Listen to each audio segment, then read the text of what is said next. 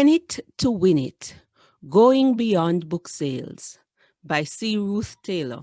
Read by the author, C. Ruth Taylor. Dedication to Dr. Damian Black, who encouraged me to write when I had no idea I could. To the leaders who have left us a legacy in writing and those who will do so after reading this book. You can get a gift copy of the book, The Rocket Writer, How to Write a Nonfiction Book in 24 Hours, by going to our website, www.extramileja.com. This book is part of the Authorpreneur Secrets book series, which includes Authorpreneur Secrets, Pen It to Win It, and Write and Retire Right. You can use the Rocket Writer to begin or accelerate your writing journey. Introduction. We don't have time to read a book of 200 pages, said the participants in my client's leadership training session. These were educated leaders and board members whom she had given an assignment to read a particular book before the training session. These participants did not read the book, but were gladly listening to her as she taught them from the very same book. My author client's experience is the perfect example of the new author model, which I am teaching my authors. It perfectly illustrates my book writing catchphrase: if you write it, you will speak it or teach it. If you write it, you get opportunities to share it. That is your message and the book's content with the masses. They will also pay you to learn it and hear it, even if many do not read it. This new author model emphasizes writing valuable short or small Ruth-like nonfiction books and using these books to establish a platform and position yourself to accomplish your mission and purpose, rather than solely focusing on volume of book sales. This new author model, which I call the Ruth Authorship model, patterns the book of Ruth in the Bible. It is one of the shortest books in the Bible, but it is well written and powerful. Although written over 1,000 years ago, it is still impacting lives today. The Ruth-like authorship model is about leveraging the power of a small, valuable book for greater impact and income as you seek to transform your life and the lives of others. It is penning it to win quickly, to rocket launch or advance your new or existing business, career, cause, organization, or purpose. It acknowledges the English proverb that the pen is mightier than the sword, of course, when wielded expertly. Pen It to Win is one of the 100 Keys to Win at Life from my book, Keys to Win at Life. It represents my personal mission of seeing lives transformed through writing. It is part of my mission to activate more Caribbean indie authors for greater service and impact through authorship and authorpreneurship. Authors are agents of transformation, and as a Christian, I see authorship as an essential part of the process of expanding God's kingdom, advancing noble causes, and becoming financially fit in the process. If done right, it will alleviate the financial struggles of many nonprofit workers, full-time Christian workers, who want to serve faithfully but are being hindered by financial lack. If you are in this category, it will help you to write and retire right. Indeed, this is exactly what writing nonfiction books is doing for me. Pen It to Win It tackles some common objections to authorship and common problems faced by authors. It explains a new authorship model and outlines 21 secret powers of a book, which can amplify your reach, increase your income, and transform many lives. With that said, let's learn how to pen it to win it. Chapter 1. One book is not enough.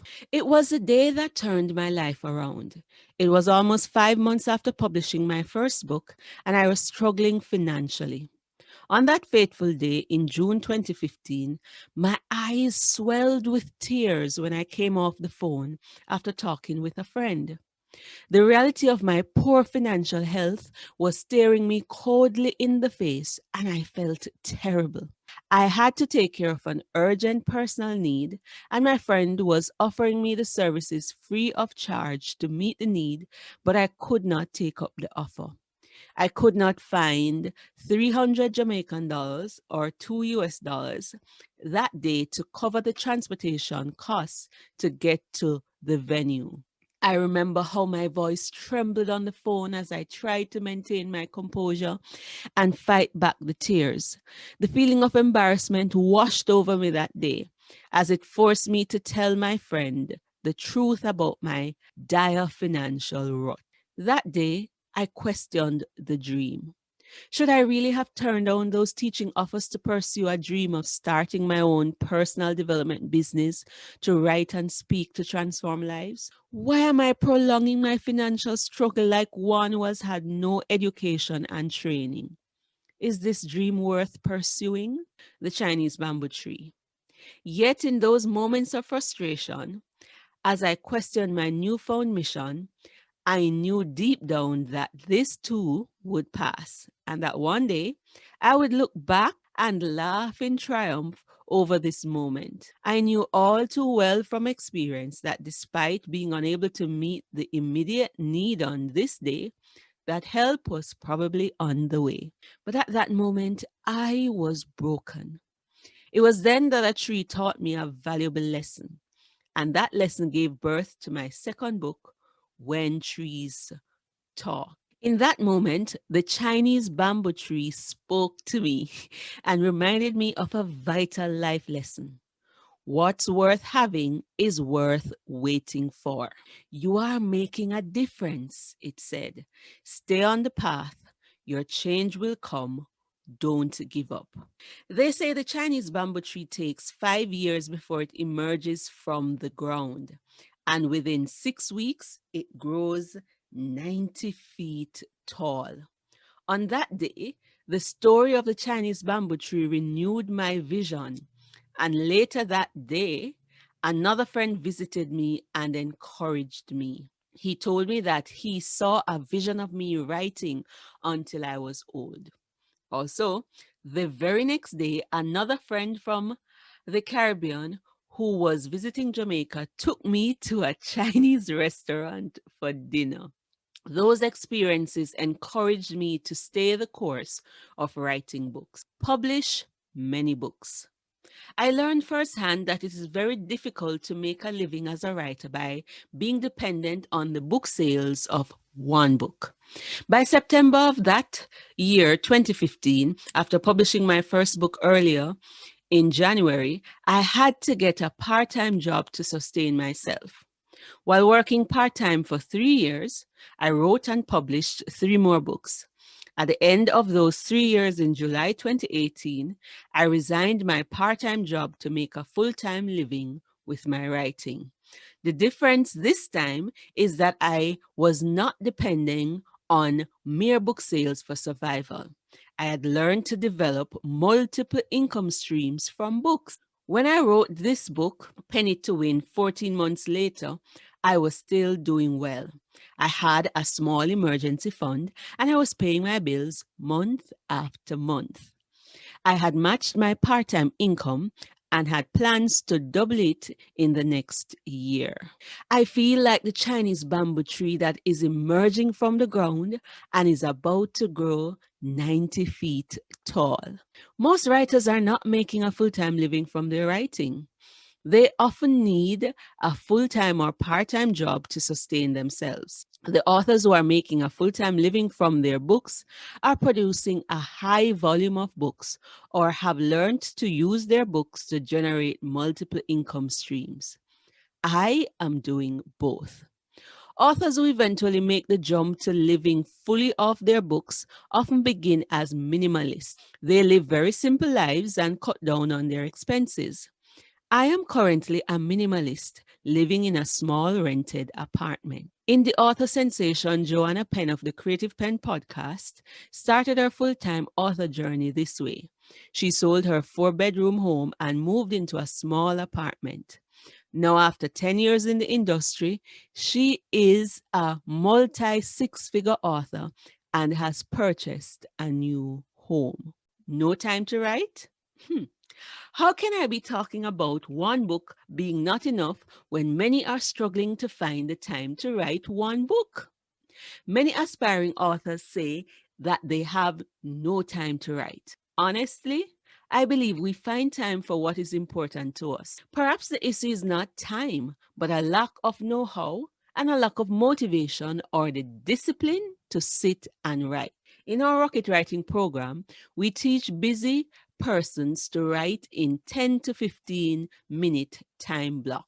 We help those aspiring authors to create a design for their book, work out its message and purpose. Then we guide them to writing their Ruth-like book of 10,000 to 30,000 words in 24 hours to 30 days. We all have 10 to 15 minutes. What we often need is coaching, accountability, scheduling, and the discipline of writing. If you are interested in our rocket writing coaching program, visit our website, extramileja.com. Shift focus. If you want to make a full-time living from your writing, think long-term and stay in the game for the long haul. It is imperative to think beyond book sales, unless you are producing a high volume of books and investing much time and money in marketing. Many authors dislike marketing, and this becomes their downfall. If you want to make a living with your writing, marketing is not optional. And thinking beyond book sales will speed up the process of making a living from your books, as I have done in a little over a year. Note, since 2014, I have been writing and studying the industry. Author success, like a fruitful tree, is always 5 to 10 years in the making. My books are my trees. Some of them have matured and are about to bear fruit season after season with just marketing efforts. Reflective questions. 1. Do I agree that one book is not enough? 2. How many books do I plan to write over my lifetime? 3. What plans have I been considering to make this dream a reality?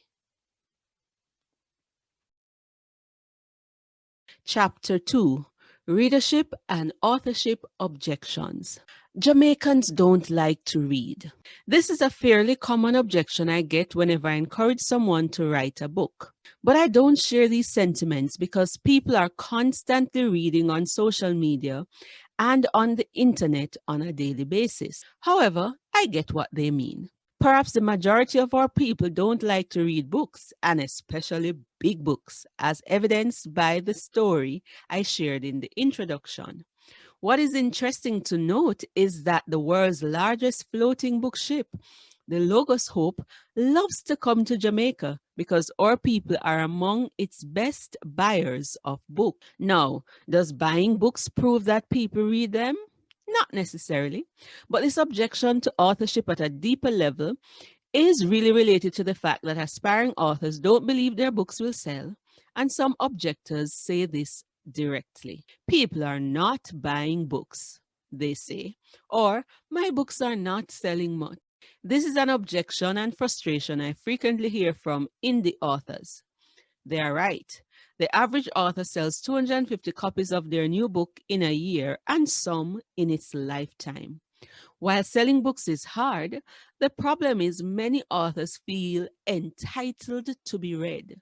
They think just because they wrote a book and published it on a well-known platform like Amazon, people will automatically buy it and review it. This attitude will not sell books.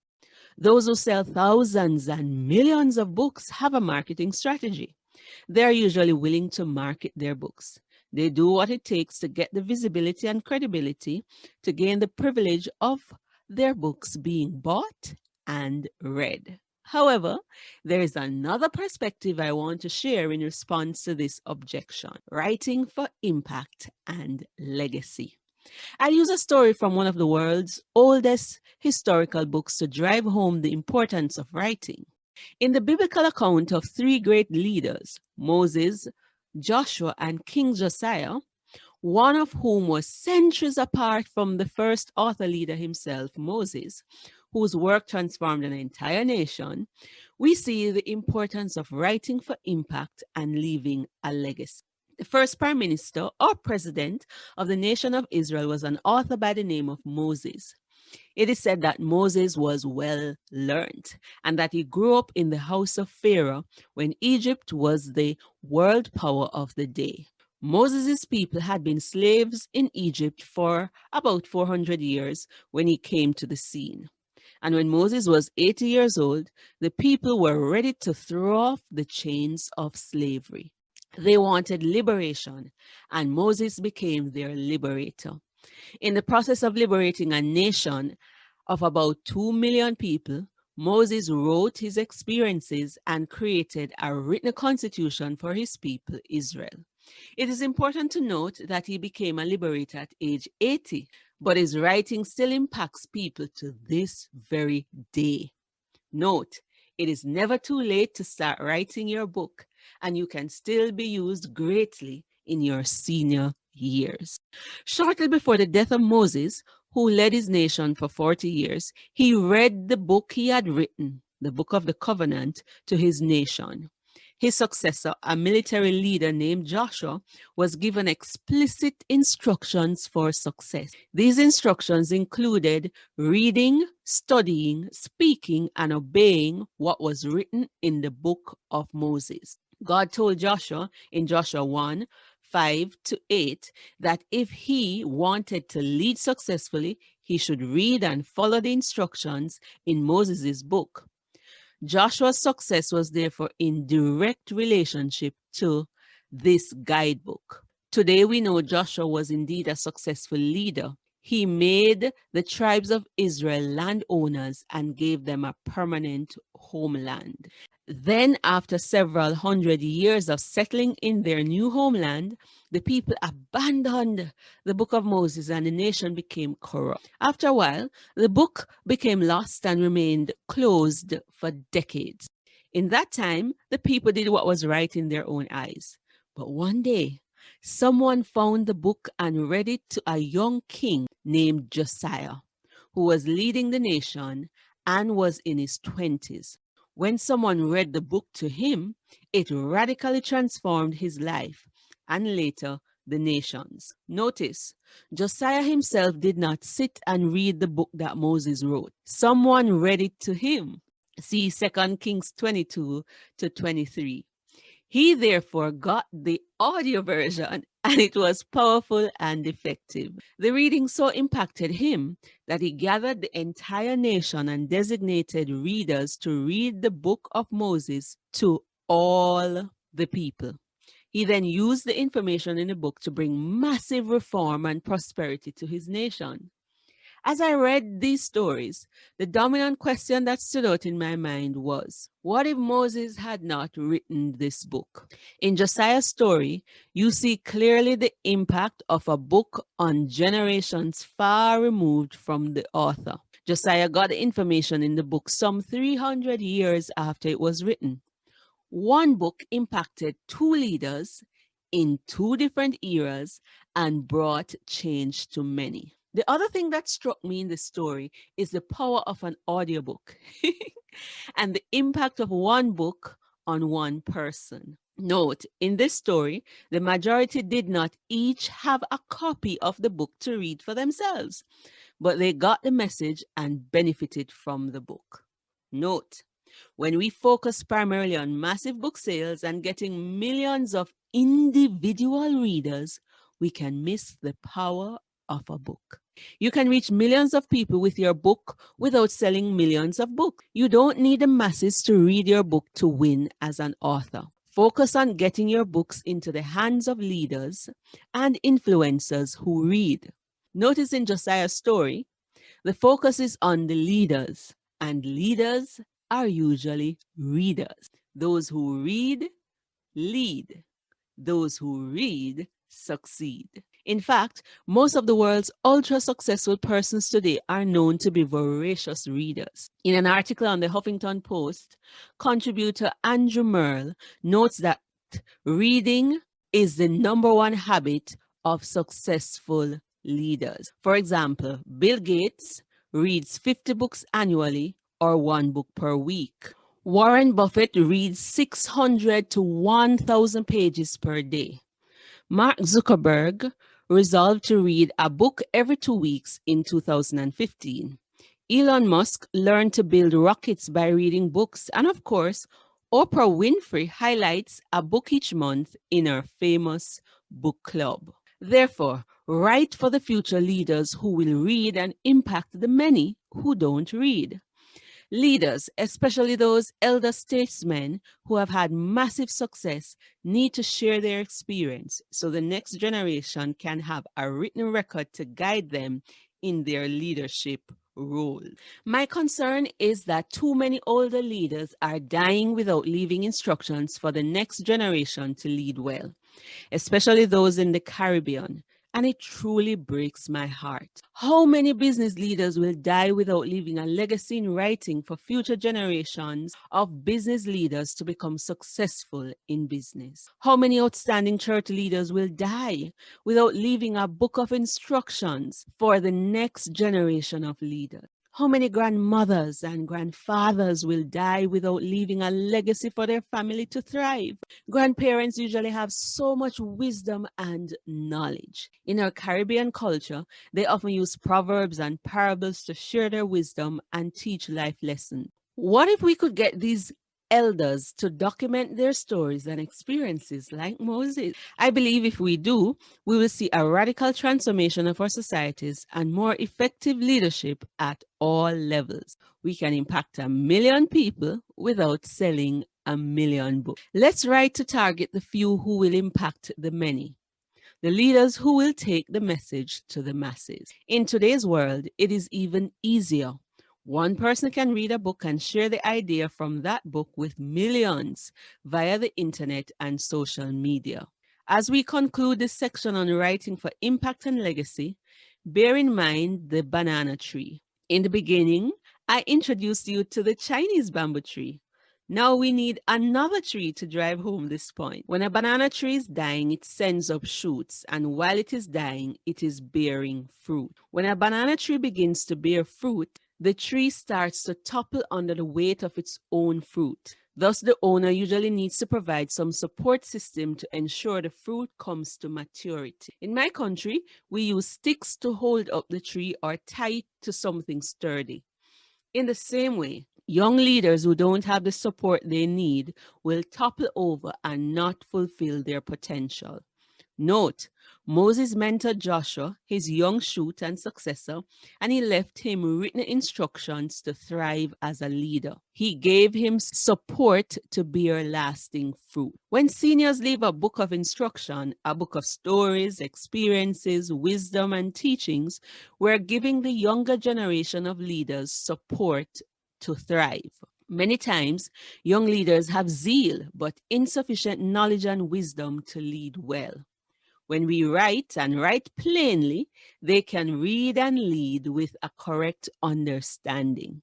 For example, there's an incident recorded in the time of Moses where the children of Israel had disobeyed God and ended up in idolatry. When that particular incident took place, the Israelite camp became quite noisy. When Joshua heard the noise, he thought that it was the noise of war. But Moses corrected him, explaining that it was not the noise of war, but the sound of celebration. The story is found in Exodus 32, verse 18. This is significant. Many youth or young leaders do not have the wisdom or experience to distinguish the sound of war from the sound of celebration. Therefore, the elders need to teach them the difference. When, like Moses, you write a book, you can continue to guide leaders long after your death. In thinking about writing a book, let's shift focus from primarily volume of book sales to selling a vision. In dealing with the readership objection, don't focus on those who don't read. Those who can take the message of the book to the masses who don't read will bring the change. So I say again, you don't need to sell 1 million books to impact 1 million lives. Let's be like Moses. and leave a legacy in writing to impact generations, thousands of years after your reflective questions. 1. Can you list 1 to 3 common objections you have to becoming an author? 2. If you are an author, what are some of the challenges you face? 3. If you are a leader, what steps are you taking to leave a legacy in writing? Chapter 3. Beyond book sales. World-renowned Brazilian author and educator Paulo Freire is best known for his book Pedagogy of the Oppressed. The book documented his ideas and research findings to overhaul the education system in Brazil in order to bring liberation to the poor. Freire's ideas and books set him at odds with the leaders in his country, which also played a role in his exile. The book Pedagogy of the Oppressed has been a catalyst for change over the last 30 years in the education system in third world countries. As a result of his educational theories and books, many doors opened up for him. He later returned to Brazil in 1979 after 15 years of exile and became a minister of education and won many accolades throughout his life. Freire was even a visiting professor at Harvard. He served as a special educational advisor to the World Congress of Churches and traveled worldwide to implement popular education and literacy reforms. He received numerous awards and honorary doctorates, including the UNESCO 1986 Prize for Education for Peace. Freire's life reflects the power of books and how to leverage the book to advance your cause. His authorship shows how books can open many doors for the author and how the author can wield the power of his or her author platform expertly to transform lives. Authors need a bigger vision. Nonfiction authors need to have a bigger vision than just selling books. Writing is a catalyst for change, and a book gives you the authority and platform to bring about change at a faster rate. Many authors lose sight of the power of a book because all their focus is on generating book sales. A book is a tool for one's positioning, influence, and authority. It is a tool for great profit because of its ability to get your message to the masses, and it can create multiple streams of income. If you know how to leverage the power of a book with your knowledge, skills, experience, and expertise, you can become unstoppable and extremely effective and successful in life. Florencia, an untold story. Rob Kosberg of Bestseller Publishing in 2018 shared a story in his book Publish, Promote, and Profit. This amazing story captures the power of a purpose-driven book, the essence of authorpreneurship, and why you should pen it to win. According to Kosberg, in 2017, Douglas Bowman and John Mullen came to him not long after an emotionally moving trip to Mozambique that changed lives. Both men saw firsthand the devastation left by landmines on the people of Mozambique and vowed to do something about it. They started a charity and a movement with their book that tells the story of one particular person who touched their hearts. They wrote their book, Florencia, An Accidental Story, that was launched in August 2017. Almost 1 year later, the book remained a top 10 bestseller on Amazon. The men raised $250,000 for their new charity in its first few months, using the book to bring awareness and attention to their cause. They used the book to get an introduction to the President of Mozambique and to speak to the General Assembly of the United Nations, where over 200 ambassadors received a copy of their book. Unlike the traditional author model, authorpreneurship is not about selling 1 million copies of your book. It is about creating products and services from your books. Kosberg himself has built a multi-million-dollar business in 10 years, starting with publishing his own book. He states that he has only sold 40,000 copies of his books in 10 years. That is up to 2018. Cosberg calls this the Author 2.0 model. I modified this 2.0 model using the Ruth authorship model, whereby you independently publish small nonfiction books on a budget and use these books along with your expertise, skills, experience, and training to start something new or amplify what you are already doing. It is, in essence, using the books as a business card model. Reflective questions. 1. Am I able to distinguish between the old author model and the Author 2.0 model? 2. What lessons have I learned about the power of a book and its impact on transforming lives? 3. Is this a publishing model I should consider? Chapter 4. Old versus new publishing model. There's an African proverb which says, when the music changes, so does the dance. Many authors who have been published traditionally for many years are now going into indie publishing. According to the self-publishing show by Mark Dawson and James Blatch, indie publishing is a billion-dollar industry. This partially explains why some authors have abandoned the traditional industry, while others do hybrid publishing. They publish some books traditionally and self-publish others, and some only do indie publishing. In the publishing world, for centuries, traditional publishing was the only means to get your book published. In fact, today there still exists a stigma that if you self-publish, you are not a real author. Every week I listen to publishing podcasts such as the Self-Publishing Show and the Creative Pen podcast to enhance my understanding of the publishing industry. On those shows, I learned about several well-established authors like Christine Catherine Rush, Dean Wesley Smith, and Barry Hutchinson, who have gone into indie publishing. Some have almost given up on the traditional publishing industry. In brief, I will tell you 2 reasons for the switch. 1, control, and 2, bigger financial rewards.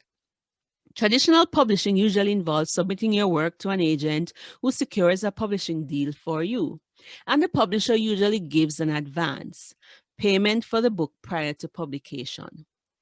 They take care of the publishing and marketing to a certain degree, and later you may earn royalties. That is a percentage of profits after you out-earn the advance. In indie publishing, you work with a team of people who provide professional publishing services. You foot all the expenses and keep most, if not all, of the profits. The work is a lot harder for the author, but the rewards seem to be better. This, therefore, is the most exciting time in publishing history. We don't need to depend on the gatekeepers anymore. Indie publishing has become a respectable and viable way to publish books. And many indie authors are producing international best-selling books, and many are earning more than traditionally published authors. Control and financial gain. When you publish traditionally, the publisher may buy your book and intellectual property rights. This means if you want to do anything with your book, you need their permission. If you sold all your intellectual property rights, you can't use your book to market, create your own audio, sell movie rights, build a mailing list, and market your book your way. Technically, it's not yours anymore, based on my understanding, unless you buy back your rights, which will be quite costly. As an indie, you can decide what you want to do with your book. You own the copyright up to 70 or 90 years after your death. You decide how you want to treat your intellectual property rights. A book is an asset, just like a house. You can rent, lease, sell, bequeath, or convert it into many different things. The author of the book owns the copyright and has the power or authority to license the book for use in various forms to whomever. This is what we call intellectual property rights in layman's terms. No one but the author is allowed to use the property without permission, unless the author has sold those rights. With good marketing, and if you want to be in the book industry for the long haul, you can out-earn the average advance that a traditional publisher gives, usually 5,000 to 250,000 US dollars, and more if you're famous or have a strong platform. The good news and the great thing is, as an indie, you can get up to 100% royalties from your book instead of 5 to 20%. You can use your book to create a business, collect email addresses, and build a mailing list. You can engage readers directly.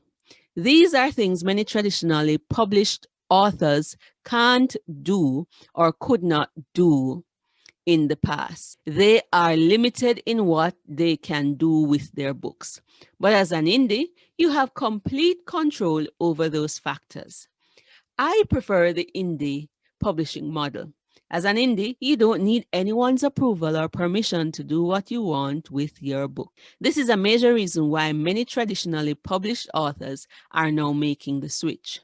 This is why even authors who get six-figure traditional deals like Alexandra Torre and others now have regrets about taking traditional deals. But at that time, prior to 2008, traditional publishing was the only viable and respectable option. The challenges of going indie. The chances of majority Caribbean authors and authors in developing countries getting a traditional book deal is very slim. The most viable means of publishing will therefore be independent or self-publishing, but the costs involved and the learning curve can be prohibitive. This is why I wrote the book Authorpreneur Secrets and created the Authorpreneur Secrets Academy to teach Caribbean authors how to publish on a budget. I've also created the Authorpreneurship Starter Kit for nonfiction authors so they can get the guidance they need to write, publish, and profit from their books when publishing independently. Contact us at extramileja.com to learn more. Does this mean going the indie route is for everyone? Not necessarily. Going the indie route requires an entrepreneurial, adventure-like attitude, which means you're willing to take risks. You are willing to take the lead and do most of the work while managing the process. Unfortunately, not everyone likes that. Some people want the done-for-you service. They don't want the headache of marketing and distribution, of managing sales and creating multiple income streams. Those who want the done-for-you publishing offer can end up paying as much as 12,000 US dollars just to publish a book. This is not something many Caribbean authors can afford. If you don't want to go the independent route, try finding a traditional deal, but be prepared for the long wait and rejections that often come with this process before getting a big break. It also depends on what success looks like for you. Success for you could simply mean publishing the book. If that's the case, be an indie. If success means simply being an Amazon bestseller, then being indie would be better for you. If success is making a living from writing and creating multiple income streams, being indie is the fastest way to do this. If success means getting a big literary award and being published by a major publisher, then find a traditional publisher. As an indie, you can always outsource the parts you don't like. This is why we distinguish it from self-publishing in the strictest sense, although it's a type of self-publishing because you are in charge, but working with others. Author service providers like EMI and others can help you get your book published affordably and guide you in the marketing process. You can hire a marketing manager and you can get others to help you to get your book into bookstores if you want. You can hire a social media manager or pay someone to create your Amazon or Facebook ads, among other granular aspects. Finally, you don't have to choose indie or traditional publishing. You can do both. Then you will be known as a hybrid author. If you have the time and the price and terms are right, go the traditional route, although it's longer and harder to get. If you want to be in control and don't mind learning the publishing process and working with others at various levels, go indie. The indie route always has ways to cut your publishing costs without compromising quality. Reflective questions. 1. Which publishing model are you in favor of and why? 2. What are some of the challenges you have with indie publishing? 3. Do you personally know any Caribbean author who has traditionally published since 2015? Chapter 5. Purpose versus prestige. Have you ever wondered about the connection between the word author and authority? To indicate that someone is an expert, you may hear the phrase, he or she wrote the book on that. This suggests that the person is an expert in that field. The word author is synonymous with authority. Once you write a book, you are seen as an authority and a platform for influence is immediately created. It is important that the author has a purpose for this platform in order to use it wisely. If your purpose is to impact many lives now, do you think it is wise to sit around waiting for 2 years or more to get a traditional deal? Why hold up the help that others need? Why let finances deter you when someone's destiny is tied to your book? If someone's deliverance is tied to your book, awaiting the prestigious status of being a traditionally published author could be less of a priority. In my case, it is so. There are many who write me and tell me how my books have changed their lives. I can't forget one such reader, Christy, who read my book, Keys to Win at Life. She became a Christ follower as a result, even though the book was not religious. I merely shared my testimony on a page or two. This book improved her life. She got a new job and is now an avid reader.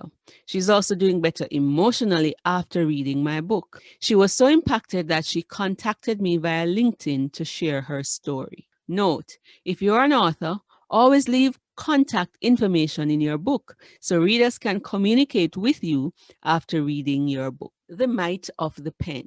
Write your book to make your mission unstoppable. God knew what he was doing when he instructed some of his servants to pen his words and their experiences with him. Today, we are benefiting from the stories of the lives of men and women long gone. This ancient book, the Bible, is the world's best-selling and most translated book. Consequently, millions of people, generation after generation, have been benefiting from it, and that is part of the power of a book. The biblical writers did not need permission of a traditional publishing company to publish their writings. With indie publishing, you don't need anyone's permission to publish your book. Part of the reason that Christianity and the gospel of Jesus have become a global phenomenon is because the disciples and other followers of Jesus penned his story and the stories of the Christian community. Today we have the New Testament as a result, which is a mini library of books or letters written to the early Christian community. Is it any wonder that the Apostle Paul, a leading figure in the spread of Christianity when imprisoned, wrote many books? Is it any wonder that while waiting for execution, he asked that his parchment and books be sent to him? Prison could not imprison the mission. Not even death could stop Paul's mission because he penned it. Today, thousands of years after his death, the mission continues because we have the writings of Paul. Although Dr. Miles Monroe, Marcus Garvey, and other Caribbean sons are dead, we are still benefiting from their teachings because they penned them. No wonder the pen is said to be mightier than the sword. Book marketing and purpose. If you fail to understand the purpose of your book, you will do poorly at book sales and marketing. Is it any wonder why so many authors are frustrated? All they want to do is write and leave their books for people to automatically find it and buy it. This does not work for any other product. Why do authors think it will work for their books? Yes, your book is a product. People will not buy your book if they do not know you. People will not buy your book if they do not know the benefit of it and how it can change their lives. This is why indies are to create visibility and identify their ideal readers. It is easy to do this if you know the purpose of the book and whom you are trying to reach. Once this has been determined, you can identify strategic ways to reach them. Once you reach them, maintain communication and connection with them. This is why the most successful authors have a mailing list. Facebook, Instagram, and other social media platforms can shut down your account at will. But if you have the emails of people, you have permission to communicate with them if those social media platforms disappear.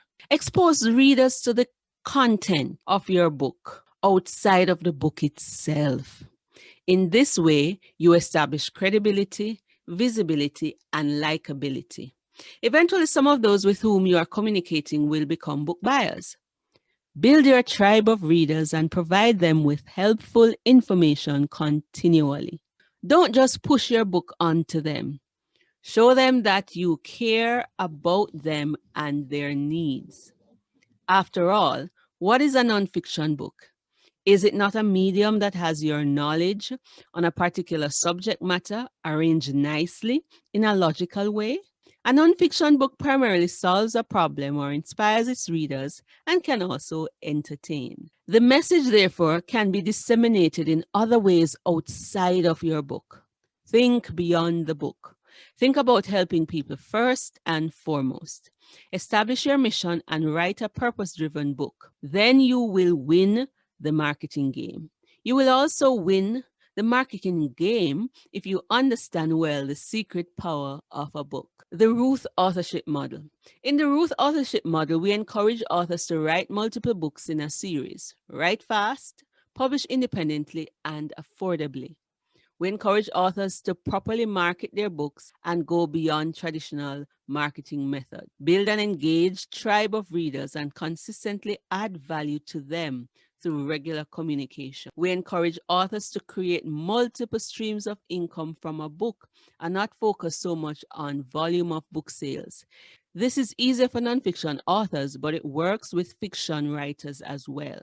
We encourage authors to pursue purpose first, then profit. We encourage a shift in focus from mass book sales to mission and message to the masses, from volume to vision, and from best-selling to best earning. Finally, if you write it, you can retire right and you can grow rich. If you write it, you can transform your lives and the lives of thousands and millions for generations to come. This is the philosophy that guides the Ruth authorship model, RAM. Underpinning all that has been mentioned is this: understand your power as an author and leverage the power of a book for maximum impact and income beyond book sales. We often help nonfiction authors and sometimes fiction authors to understand that if you write it, you will speak it. If you write it, you will share it. If you write it, you will teach it. If you write it, you can coach or counsel with it. If you write it, you can sing it. If you write it, you can act it. If you write it, you can get an opportunity to reach the masses, and they will pay to hear from you. Some will even buy multiple copies of all your books. In the next chapter, we will summarize and expand on some of these things shared thus far on the power of a book. Reflective questions. 1. How would I explain the Ruth authorship model based on what I have learned? 2. If you're already an author, what is the purpose of your book? 3. Do I have an email list? Who are my target readers? 4. What am I doing to gain visibility as an author and build credibility? Chapter 6, 21 Secret Powers of a Book. All the previous chapters have in some way highlighted the power of a book and why you should pen it to win. In this chapter, we summarize and briefly explain the magic of a book so that you can get a clearer picture of how to leverage the power of a book to amplify your reach, increase your income, and transform more lives. We will do this in an ABC manner, meaning all 21 points will begin with A, B, or C. Number 1, authorship platform. A book becomes like a stage to deliver your message. A book also acts as a master key in opening doors for you to share your message with the world. The first question often asked is, what kind of books do you write? Or, what is your book about? Followed by, why did you write it and where can I find it? And before you know it, you receive an invitation to speak somewhere to an audience that creates greater reach. A book increases your visibility. You become a celebrity in that person's eyes. In fact, some stages and opportunities are better seized because you're an author. For example, getting on a podcast or TED Talk is easier with a book. It was because of my books that I got several interviews on radio and was featured in the newspaper and on television. Being an author gave me a listening ear and positioned me to influence others. When you know this, be prepared to use this platform wisely, like Mullen or Ferry. Number 2, authority. As explained before, once you write a book, you are seen as an expert in your field, and with this comes influence. This enables you to reach more people passively and actively. 3, activation for greater. Since a book is a stage and gives you authority, it means you can do more. Your reach will be wider and your message will go to a wider audience or to the masses. For example, sometimes you share your testimony in a church to a small group of 50 to 100 persons. With a book, you may be invited to a conference to share your story or testimony to thousands of people. You may be invited to go on television or a podcast, and with the internet, you can reach millions. You can therefore help more people. Number 4, attention and awareness. A book naturally brings attention and awareness to you as an author, along with all your involvements. It can draw attention and awareness to your business or skills and create opportunities for you to get more clients. It can help you to connect with the right people to support your cause or business. Number 5, advancement of cause or organization. A book does this because it brings attention and awareness. If you write about your cause, the book will help to advance it. It is similar to how religious books are used to spread religious messages of virtue. Number 6, achieving more. This speaks to reaching more people through multiplication rather than addition. If, for example, you're a teacher with a training program, you can write a book to train others who will teach others rather than you teaching everyone. Thus, your impact is multiplied. So, if you have 10 ambassadors or 10 trainers teaching the same thing in 10 cities, you achieve more. Your books will go to countries and places you may never go and into homes you never will. Number 7, alleviates poverty. If marketed well, or if you get a lucrative traditional contract, it can help you to become financially stable. You can create multiple income streams from a nonfiction book like I do. Number 8, accountability. When contracts, systems, or standard operational procedures are documented, they help to hold people accountable. When laws are written and compiled in a book, it helps to hold people accountable or responsible. Number 9, advocacy. This is similar to the Florencia story. What if you want to advocate for people with a disability? If you write a book, this can be the tool that brings the attention and awareness to your cause. My friend Joanne Richards Goff has a magazine, Come Make We Worship, that she's using to advocate for culturally relevant expressions of worship. 10, builds a legacy.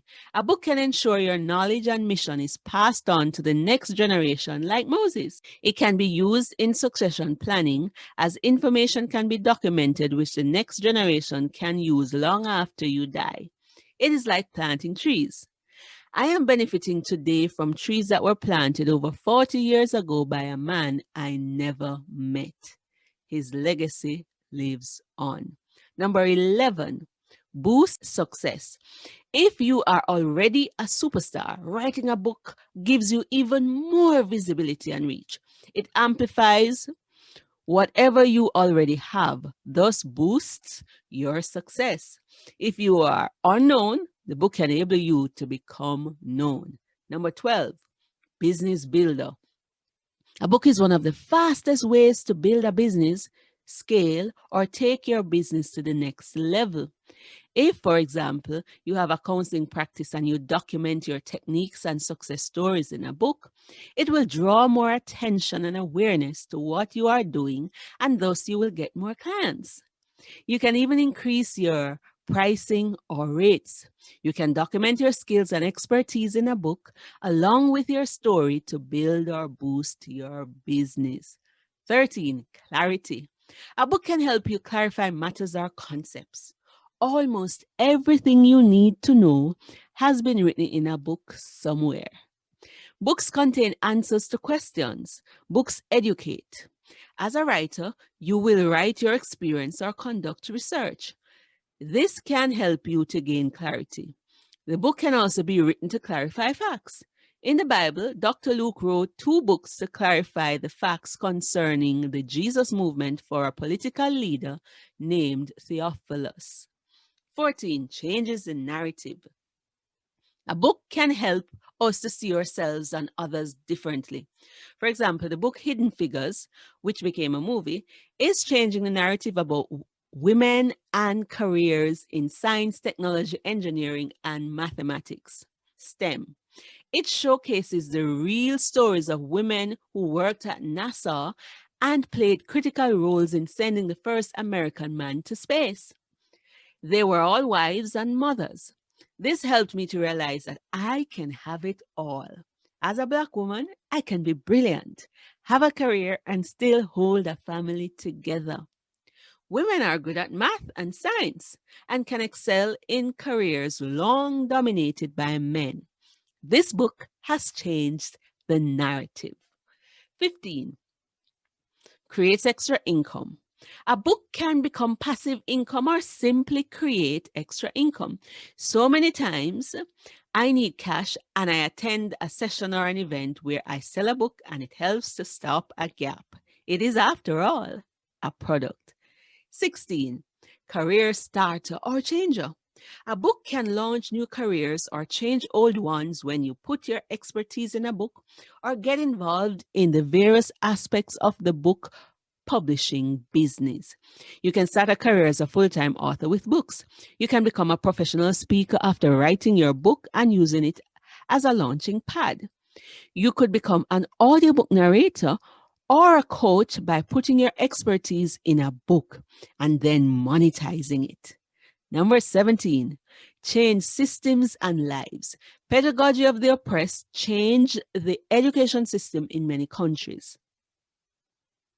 A book is a catalyst for change. The writings and philosophy of Marcus Garvey continue to change lives.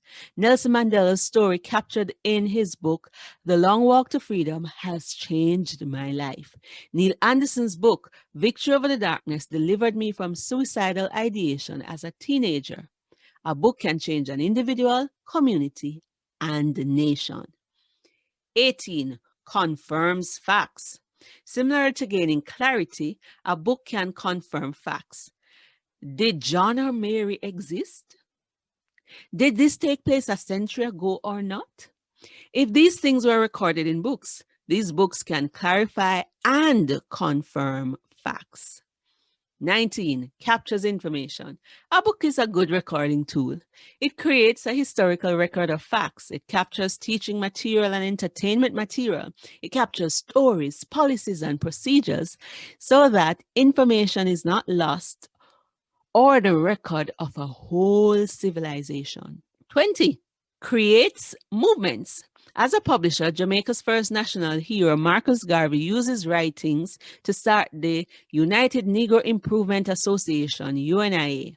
It became one of the largest Pan-African movements in history. Books can create movements. 21. Creates multiple income streams. Did you know that there are over 30 income streams that can be developed from a book? Take a look at some of the different income streams given in this book. These can be from your own books or the books of others. Different book formats. You can have audio, ebook, paperback, hardcover, movie, screenplay, manuals, booklets, translations, and workbooks. Live events online, conferences, retreats, seminars, webinars, summits, workshops, boot camps, speaking gigs, podcasting, TV shows, online shows, or other channels. Coaching, consultancy, and training, courses, masterclasses, book coaching, and all kinds of coaching and consultancy, membership groups, masterminds, mentorship, teaching, training kits, publishing services and products, author service providers, publisher, merchandise, freelancing, editing, formatting, graphic design, illustrating, cover designer, a proofreader, audiobook narrator, transcription services, printer services, self-publishing platforms, or businesses like Amazon, Lulu, Ingram Spark, etc. The art, music, song, animation, plays, dramatization, motion graphic artists, and the list goes on and on. These are all things you can do to earn an income around a book. Let me give you some more. Marketing and promotion. Become a book marketer, podcaster, blogger, vlogger. You can have affiliate commissions. You can start an association. You can start a membership association for authors who pay to be a part of it, like the Alliance of Independent Authors, and copyright associations like we have Jam Copy in Jamaica. You can use your books for social gatherings or events, book-related gatherings such as concerts, networking events, book launches, tours, immersion events, coffee shop, or boutique. These are several things that you can do to earn multiple income streams around your book. Reflective questions. 1. Which 7 of the secret powers will you leverage to amplify your reach and transform your life and that of others? 2. Which 3 to 7 of the multiple income streams from a book do you think you can try? 3. Which of the income streams listed do you need to do further research about?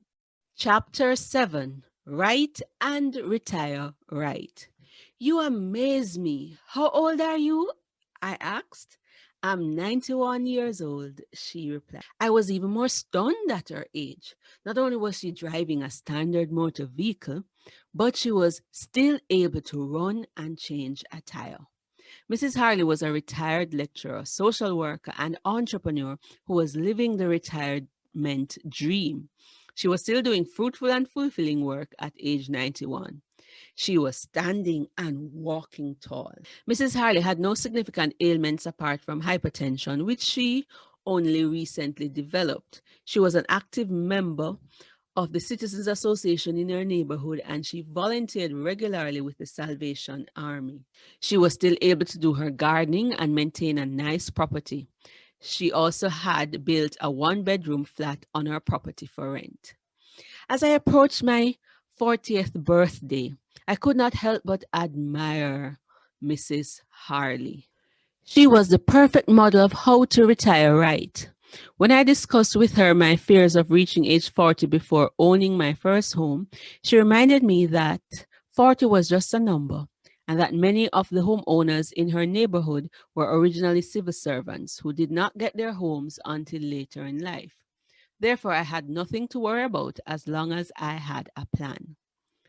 Now, after years of dreading the age of 40, I am looking forward to it. In fact, Napoleon Hill, author of the book Think and Grow Rich, found in his study of over 500 millionaires that between ages 40 and 60 are our most productive years. Ramsey Solutions did a study of 10,000 everyday millionaires in America, which revealed that most millionaires became so around age 49 or 50. If Mrs. Harley is right, and if we have good health like her, our productivity can continue well after age 40. A retirement plan. In 2018, I discovered Michael Anderle, a fiction author, who discovered that if he had a catalog of 20 books selling just a little over $7 per day, that he would make $50,000, enough to retire in Cabo. After this discovery, I decided to follow suit by having a collection of 20 books for 2020 and make books an essential part of my retirement plan. Author and retirement expert Chris Hogan reminds us that retirement is not an age, but a number. To win financially at retirement, we can either save or ensure we have sustainable income, or do both. What if 5 to 10 years before retirement, you begin to create additional income streams to match even 50% of your current salary? Then when you lose that main job at age 60 or 65, you should be relatively okay. Most of us are taught to depend primarily on one income stream called a job. And as such, if there is a job loss or extended job loss, as in retirement, many of us become worried. Our primary source of income would be wiped out and we would struggle to survive. Many in our current labor force are living from paycheck to paycheck and struggling to survive. If you practice good financial management and eliminate debt early, then retirement does not have to be feared, or a job loss for that matter. I have a friend who works online as a virtual assistant and digital marketer. Knowing that the online job market is volatile, she started putting aside 40% of her income each month. She can save this large percentage because she has no children and still lives at home. Toward the end of 2018, she lost her job and was without work for 4 months. During the job loss, she was still eating premium proteins like shrimps because she had enough cash stashed away. A CNBC report showed that 78% of US workers were living from paycheck to paycheck. It means that 70% of people could not survive 2 months if they lost their job. Therefore, it is important to save and prepare for a job loss so that your lifestyle does not diminish significantly if you retire or lose your main income source. In my case, when I left my part-time job, I did not have cash stashed away like my friend, but I survived the loss of my main income stream because I used books to create multiple income streams. My lifestyle, therefore, has not significantly reduced, and I am, in a sense, living a retired lifestyle. I'm already doing the work I plan to do till I die. My work is already fulfilling. Imagine if you adopted this mentality earlier in life, you could retire early. Will you take on the challenge to write and retire right through volume of books, a catalog of 20 books marketed right, or creating multiple streams of income from your book? Reflective questions. 1. If I lost my job today, could I survive for 3 to 4 months comfortably? 2. Have I started making plans for retirement? 3. What is my retirement dream or vision? Chapter 8. Millionaire Money Management Systems. In reading my books, you will find this information repeated in some way. I intentionally do it because many persons are not financially fit. It is important because I believe we must learn to win with money. The following personal money management guide has been taken from the Design to Win Roadmap series. If you've bought any of my Design to Win Roadmap books, you may skip this section. 10 keys to win with money. 1. Become an excellent earner. You cannot manage what you don't have. Study income generation. Aim for a minimum of 3 income streams. 2. Simplify your lifestyle so you can live on less than you make. 3. Track your money. Know where it all goes. Live on a budget. 4. Be an excellent manager. What you don't manage well, you lose or waste. 5. Manage money God's way. God is the owner of everything. Management means having a system or plan that enables you to give, save, spend, and invest. 6. Divide or separate your money and assign each amount to specific purposes. 7. Become generous. Excel in the grace of giving. After taking care of yourself and family, this is the next goal. 8. Give and save before you spend. Get proper investment advice from experts. 9. Eliminate debt as much as possible. The borrower is slave to the lender. Debt hinders generosity. 10. Build wealth legitimately, but don't become a rich fool. Your income is your greatest wealth building tool. Having an income is vital to your survival. If you do not earn, you cannot eat or pay your bills. If you are not earning, someone else is earning so you can live. Earning does not necessarily mean having a 9-to-5 job or waiting on a salary at the end of the month, because even children can earn. It means finding a way to be compensated monetarily for your service. It is monetizing your service. Money is merely compensation in paper or coin for a service or product. Jim Rohn, American business philosopher and my favorite personal development teacher, would say, profits are better than wages. You can make a profit without waiting to be paid weekly, fortnightly, or monthly. Most successful persons have at least 3 income streams, while most economically challenged persons have only 1. Millionaire money maps. The systems highlighted in this section have made the proponents wealthy. The aim is to expose you to different ways of managing money and encourage you to create, modify, or adopt one of them so you too can win with money. Winning with money is a matter of proper management. As mentioned before, proper management requires discipline, sacrifice, and consistency with clear long-term goals in mind and the development of a plan. T. Harvey Eker's Money Map. Harvey emphasizes that what matters most on this journey is not the amount of money you start with, but building a habit. You could start the plan with a mere $100, Jamaican or US, and then it will be easier to manage your monthly salary or regular earnings. Divide your earnings into 6 jars. 1, a financial freedom account in which you put 10%. 2, long-term savings for spending account in which you, or a jar that you have another 10%. Education jar with 10%. Necessities 55%. Set aside your play money 10% and give 5%. Now let me explain more of how this works. Put 55% of your income in your necessities jar, and that will cover your rent, food, gas, bills, debts, etc. 10% in long-term savings for spending, otherwise known as your rainy day fund, or maybe there's a car, house, or some other big expense factor that you want to save towards. Identify the item you want to buy and save towards it. This fund is your most flexible in terms of what you can do with it.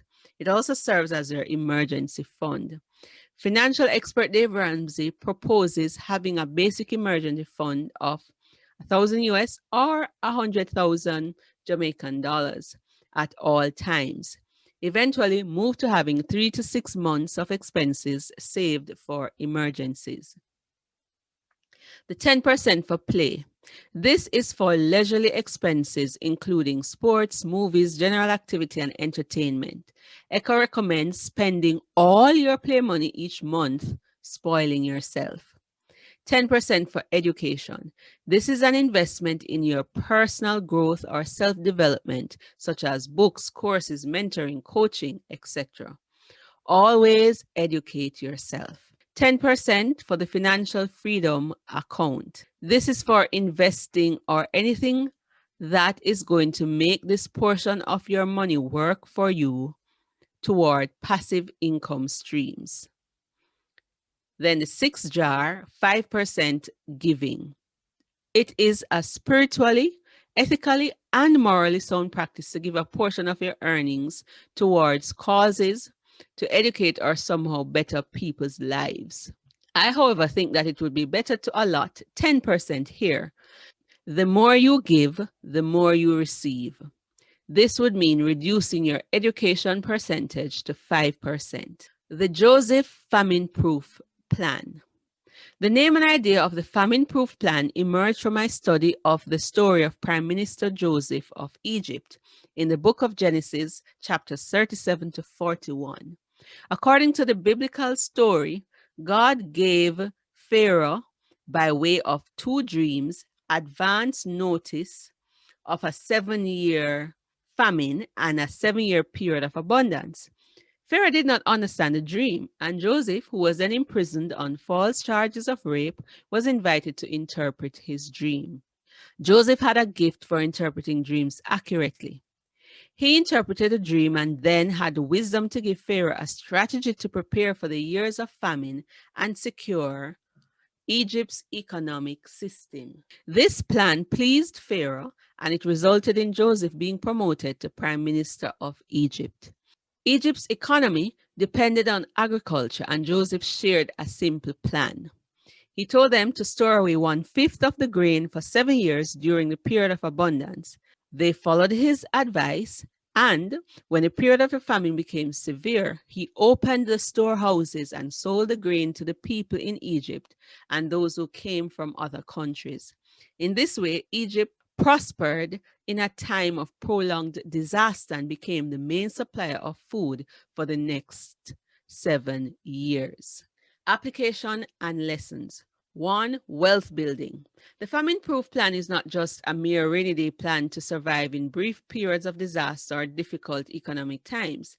It is a profit-making and wealth-building plan to thrive and flourish in times of abundance. It can help you to survive extended periods of economic downturn, similarly to the one we are experiencing as a result of the COVID-19 pandemic. It can be used as a retirement plan and as a financial legacy plan. When applied to our earnings, it is an excellent strategy to win with money. To implement this plan, you need a sustained 7-year period of plenty, that is, a period of steady and ongoing income generation. From this income, save and invest 20% of your income without touching it for 7 years. Profit making. At the end of the period of saving, utilize some of the funds to make a profit. Identify a specific need to be met and see how you can create a sellable product which people will purchase to meet that need. You could also invest in instruments to make a profit, but make certain you seek expert investment advice before you invest. Additionally, do not deplete your fund. You could continue repeating the process as long as you live and are able to earn or generate income. The famine-proof plan is an excellent way to fast-track your wealth, especially if you're a recent graduate who is just entering the workforce but without any debt. If I knew about it then, I would have been wealthy already. I graduated without debt, but wasted most of my income in my 20s. This is one of my regrets. The famine-proof plan can help you to make up for lost years if you are willing to sacrifice to do it. If you were to save 20% of an income of 120,000 Jamaican dollars per month, that would be $24,000 per month towards your famine-proof plan account. At the end of each year, you would have 288,000 Jamaican dollars. That's over 2,000 US dollars. In 7 years, you would have over 2 million Jamaican dollars, which is over 20,000 US dollars. That's more than most persons save in a lifetime. And that is just based on one income stream. If you created other income streams, the effect is magnified. Here is the application of the famine-proof plan using Ecker's jar system. 10% giving, 20% famine-proof plan, 5% emergency special needs and projects, 55% spending for regular expenses and clearing debts, 5% for education, and 5% play. Now choose one of these systems and start winning with money today. Reflective questions. Which of these two millionaire money maps most appeals to you and why? 2. If you're indebted, what is your debt elimination plan? 3. Do you have 1 to 3 months living expenses set aside in case of job loss? Chapter 9. Credit Card Advisory. Credit card mismanagement has been one of my regrets, and I'm educating as many persons as possible about the need to be careful with credit cards. Credit card debt is one of the leading causes of bankruptcy. My goal here is to briefly expose some of the hidden dangers of credit card fees which come with mismanagement, so that I can help you to become a better steward of a credit card or to eventually surrender the need for one. If you're able to use your credit card and pay it back in full each month, then you will have no problems. If you only spend what you put on it or what you can replace each month, then you should not have a problem. Once you have a credit card, and depending on how many you have, it can become quite burdensome. If you are only making minimum payments, you have just added a utility bill, so to speak, to your list of monthly expenses. You will have a recurring monthly fee, which, if not paid, will result in fines. Sadly, unlike the electric company, cable, or water commission, credit card companies will not cut your service for non-payment. They will let the charges increase ad infinitum. In this regard, the credit card becomes a strict teacher in the school of discipline. It will teach you the discipline of management. You will learn to pay attention and monitor your deadlines. You will learn to exercise control over your spending impulses. Trust me, the pain of mismanagement will teach you how to be vigilant like no other teacher. When deadlines are missed, you are in trouble. And when you fail to keep your spending impulse in check, there will be hell to pay in fees. Anxiety, depression, insomnia, hypertension, and the like, and sadly, bankruptcy and even suicide in some cases. A credit card is a psychological trap. One of the reasons so many businesses are going cashless is that when you use a card, you do not feel it until the bill comes. When you spend hard cash, it is reported, this activates the pain center in the brain, but paperless transactions like a credit card do not.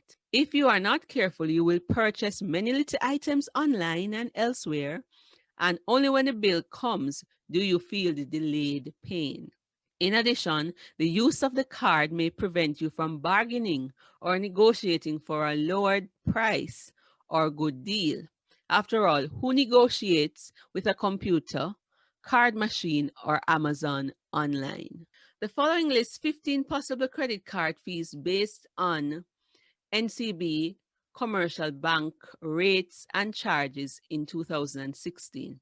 I'm using my MasterCard as an example. There is 1, primary joining or annual fee, 2, supplemental annual fees, 3, replacement card fee, 4, annual interest rate unsecured, 5, annual interest rate secured, 6, cash advance fee at NCB branch, 7, cash advance fee at ABM, 8, over limit fee, 9, late payment fee, 10, returned check, 11, replacement statement, 12, credit card report per report, 13, credit bureau fee, and at that time it was a little over 2,000 Jamaican dollars, 14, voucher search or item retrieval per item at credit card holders' request, and 15, monthly minimum payment, 4% of monthly statement balance. Tell the truth. If you already have a credit card, were you aware of all possible charges when you signed up? I sure was not. Furthermore, do you see the danger of number 15, monthly minimum payment, 4% of the monthly statement balance? This is exactly how the bank wants to make you a credit card slave. Note well, in Jamaica, we do not operate in US dollars. So a Jamaican with a US card will pay a different amount based on the fluctuation of the Jamaican dollar upon conversion. You lose if your primary currency is not the same as the credit card. Sam's story. We will use Sam as an example to highlight the dangers of a credit card. User fee. Sam has a US dollar MasterCard with a limit of $1,000 US. Let's say he has had his card for 10 years and is only paying the annual user fee. This means Sam either paid the card in full whenever he used it or he never used it. If the user fee remains at $60 for 10 years, Sam has given the credit card company $600 to retain or use the card. It is likely that the cost would have increased in those years as well. What if Sam gave up the card in year 3 and had an emergency fund of $1,000? Sam would have saved at least $420 US, which he could have invested elsewhere. Now, is it really worth it, Sam? No wonder Stephen Covey says effective people have the habit of starting with the end in mind. I say think long term to win. What about minimum payments and other fees? Imagine Sam had a medical emergency and maxed out his card, and for some reason, he resorted to paying only the minimum payments for 10 years. He would automatically have been given the credit card company more money. 4% of $1,000 is $40. 40 times 10 equals 400. Now add the annual user fee of $600 for 10 years. In 10 years, Sam would have paid the credit card company at least $1,000, and his credit card principal would remain untouched. He still owes them $1,000. The situation is even more frightening if Sam missed payments, paid the minimum payment late during those years, and made a cash advance or withdrawal. His balance would have increased, and he would have had to give more money to the bank than he originally borrowed.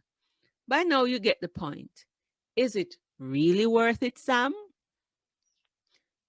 I have been Sam, and there are many Sams out there.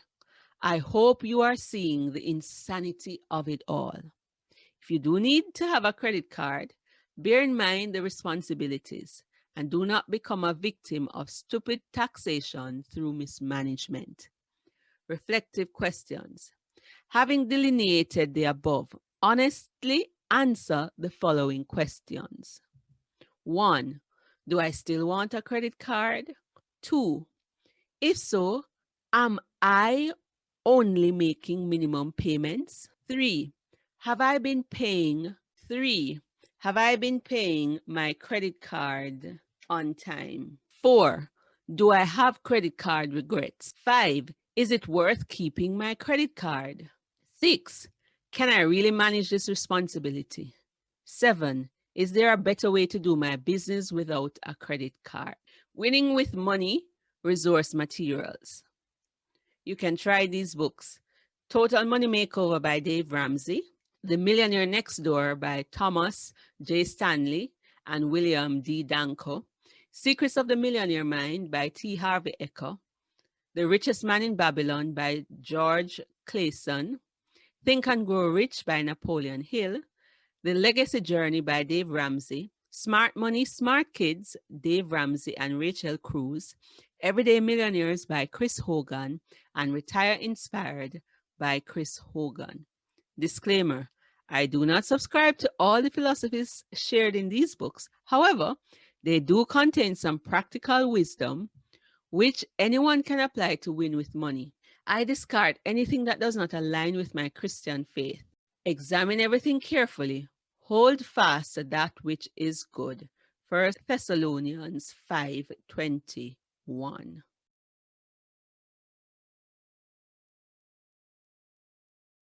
Chapter 10. Your Writing Charge. The words of Mark Dawson and James Blatch in their introduction to the self-publishing show echo in my mind as this book closes. There is no better time to be a writer. We don't need to depend on the gatekeepers, and the possibilities are endless. How badly do you want to win with books? If this is your desire, I challenge you to broaden your vision as an author and look beyond mere book sales. I challenge you to focus on your readers, especially as a nonfiction author. Write to meet their needs. Write small and helpful Ruth-like books that will bring healing and deliverance to many. Write to motivate, inspire, liberate, and empower readers to win. I challenge you to make writing part of your retirement plan. Write and retire right. Create multiple income streams from your book. If you are a Christian, I challenge you to leverage the secret powers of a book to advance God's kingdom. Write to transform your life and the lives of others for generations. I challenge you to pen it to win so your mission becomes unstoppable. Pen it to win it so your legacy will live on and generations yet unborn can benefit from your book. One last thing. You've made it to the end of the book. Thank you for sticking with me. As a special reward, I'm going to add a bonus. I'm going to give you a copy of my Amazon best-selling book, Design to Win Roadmap, which you can use to empower the next generation to win in their personal lives and careers. Go to designtowinacademy.com and download your copy of Design to Win Roadmap, Youth and Millennial Edition by C. Ruth Taylor. The end. You've just heard Pen It to Win It, Going Beyond Book Sales by C. Ruth Taylor, read by the author, C. Ruth Taylor.